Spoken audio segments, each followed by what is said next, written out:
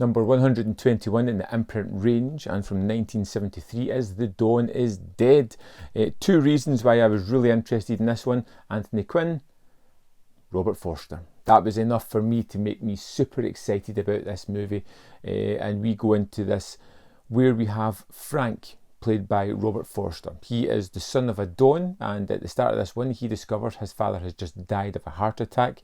And then we jump into a kind of mafioso scene where we have two Dons, we have a kind of council of sorts, as they're figuring out what's going to happen with Frank's territory now his father has passed away. Well, these are reasonable men. Their views interest me. But you're right, the time has come for me to speak. And throughout the machinations that go on here, it takes up to Don DeMario to take Frank under his wing because he has no son, show him more, get him more experience, and ultimately let him take over in the end. And these two people form a bond. They've got a lot going on. We have some violent sequences as there's some retribution that Robert Forster's Frank character has to give out. There's a couple of hitmen that he works with, the Fargo brothers, Tony and Vince. And we kind of see, for a little while, happy families. Everything's fun and going along. Until, unbeknownst to each other, Frank's mistress ends up becoming Don DeMario's mistress, and they don't know about it. And when Frank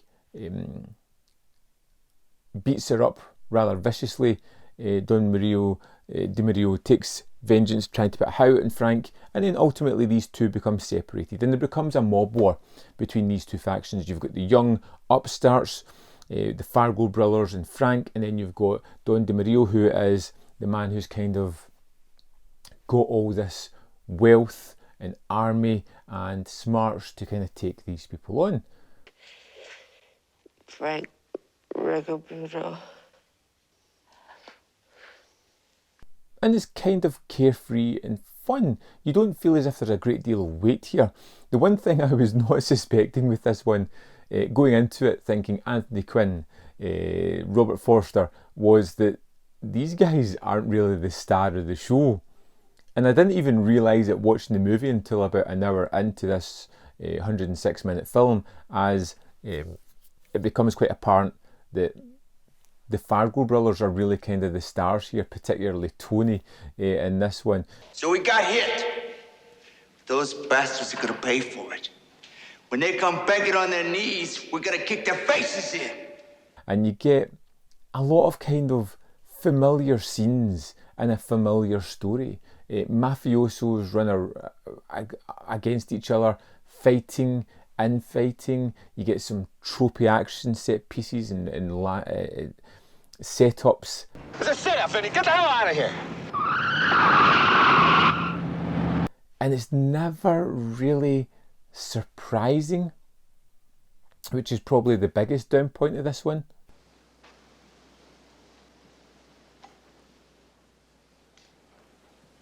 And although it has some great action set pieces, some wonderful setups, some great performances, it just never quite moved into that fifth gear that I was hoping for and really ramped things up exponentially. Although I do love where the movie goes in the final half hour and how it ends up. I think is a wonderful finale to this one. You get the idea that these people are all double-crossing familias who praise loyalty but don't actually embrace it. It's all just saying it for the sake of it. But I kind of liked The Dawn is Dead. I liked Robert Forster, although I don't like how that character changes throughout the film, particularly just because I like the actor and I wanted him to have a bigger impact on the film than what he actually has. Anthony Quinn is really good as this Don who is aggrieved and looking for vengeance, and it's almost like a knockoff exploitation-like version of The Godfather, but it's more consumable. Just over an hour and 40 if you take away the credits. It's easy to watch. It's fun. It's a simple story. It's got some good action. It's got some good blood and guts. and some nice production design about it as well.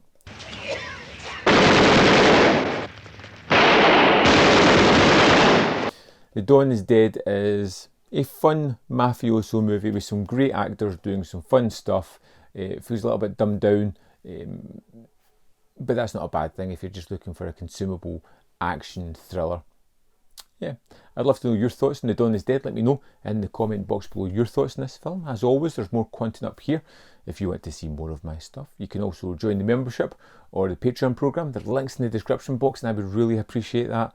Thanks for watching. I'll see you next time on Man v Film.